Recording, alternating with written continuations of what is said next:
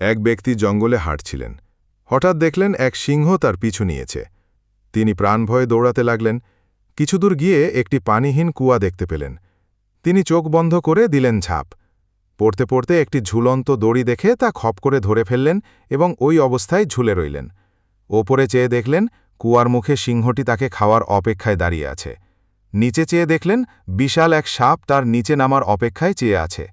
বিপদের ওপর আরও বিপদ হিসেবে দেখতে পেলেন একটি সাদা আর একটি কালো ইঁদুর তার দড়িটি একটু একটু করে কামড়ে ছিঁড়ে ফেলতে চাইছে। এমন হিমশিম অবস্থায় কি করবেন কিছুই বুঝতে পারছিলেন না। তখন হঠাৎ তার সামনে কুয়ার সাথে লাগোয়া গাছে একটা মৌচাক দেখতে পেলেন। তিনি কি মনে করে সেই মৌচাকের মধুতে আঙুল ডুবিয়ে তা চেটে দেখলেন।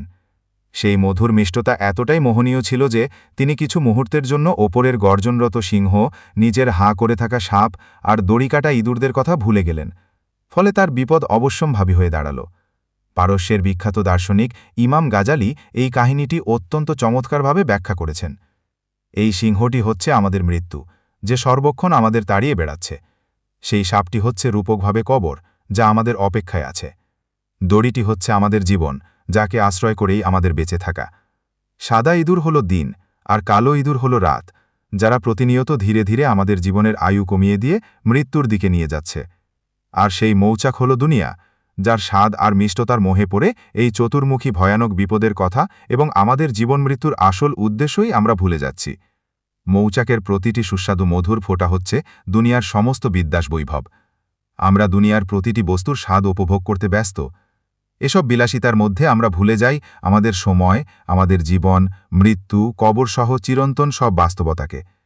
পুরো দুনিয়ার কর্মকাণ্ড মূলত একটা ধোঁকা, মায়াজাল আর মরীচিকা।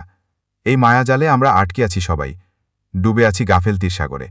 বেমালুম ভুলে আছি চিরস্থায়ী আখিরাতের কথা। মানব জীবনের ভ্রমণ শুরু হয়েছে সেই রুহের জগৎ থেকে।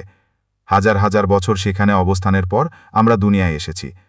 এরপর আবার এমন এক জগতে প্রবেশ করব যার কোনো অন্ত নেই। জীবনের এই মহাভ্রমণের পথে দুনিয়ার সময়টা খুবই সংক্ষিপ্ত, অন্য জগতের তুলনায় যাকে মুহূর্তও বলা চলে না। অথচ এই সংক্ষিপ্ত সময়কালটাই ঠিক করে দেবে আমাদের সামনের অনন্ত জীবন কিভাবে অতিবাহিত হবে। অর্থাৎ আমাদের অনন্ত জীবনের সুখ দুঃখ নির্ভর করছে দুনিয়ার এই ক্ষণিক জীবনের উপর। তাই দুনিয়ার প্রতিটি মুহূর্তই গুরুত্বপূর্ণ। প্রতিটি মুহূর্তই আমাদের কাজে লাগাতে হবে। বিদায়বেলার জন্য সদা প্রস্তুত মুমিন জীবনের এই সংক্ষিপ্ত সময়ে অবসর গ্রহণের সময় কোথায়?